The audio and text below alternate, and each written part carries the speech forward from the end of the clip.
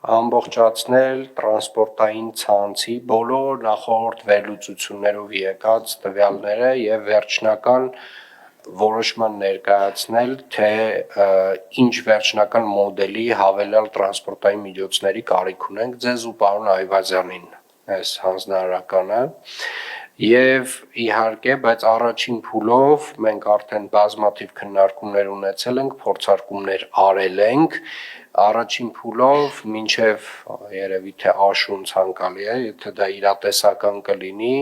իրականացնել առանձնացված ավտոբուսային երկու հիմնական գծերի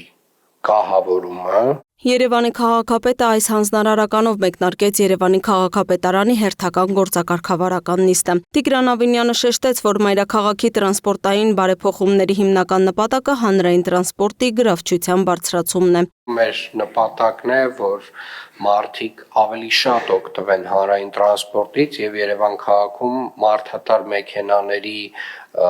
օգտագործման քանակը նվազեցվի, բայց որպեսզի դա տեղի ունենա, առաջին հերթին հանրային տրանսպորտը շարունակաբար պետք է ավելի ու ավելի հարմարավետ դառնա։ Գործակարգավարական նիստի ընթացքում անդրադարձ կատարվեց նաև Կիևյան կամրջի հիմնանորոգման աշխատանքներին։ Քաղաքապետը նշեց, որ շինարարության տեմպերը բավարար են, սակայն կարևոր է պահպանել դրանք եւ աշխատանքներն ավարտել նախանշված ժամկետներում։ Միաժամանակ նա ընդունեց, որ վերանորոգման աշխատանքները զգալի դժվարություններ են ստեղծում երթևեկության կազմակերպման հարցում։ Որքան էլ որ այս աշխատանքները կարևոր են եւ անվտանգությանն են միտված առաջին հերթին երևանցիների, այնուամենայնիվ նաեւ այս աշխատանքները բազմաթիվ խնդիրներ են ստեղծում քաղաքում խցանումների հետ կապված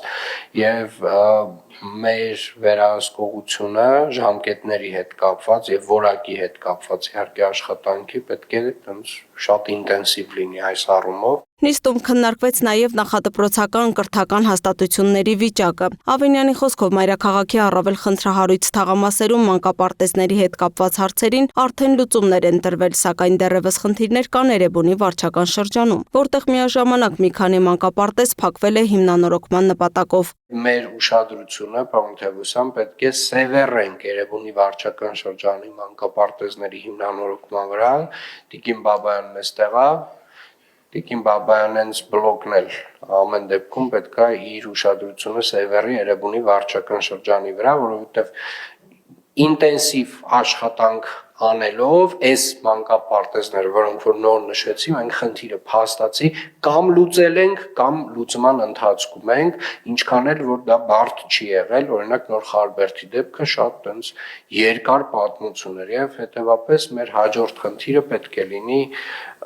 Էրեբունի վարչական շրջանում այն մի քանի փակված մանկապարտեզների խնդրի լուծումը։ Ավինյանն անդրադարձավ նաև Երևանի տեղական ինքնակառավարման մասին օրենքում նախատեսվող փոփոխություններին, դրանք համարելով կարևոր քայլ մայրաքաղաքի կառուցապատման ոլորտում նոր իրավիճակ ձևավորելու համար։ Նա նշեց, որ կառուցապատողները դեռևս հնարավորություն ունեն արտոնյալ պայմաններով երկարաձգելու թույլտվությունների ժամկետները, սակայն օրենքի ընդունումից հետո խաղի կանոնները կփոխվեն։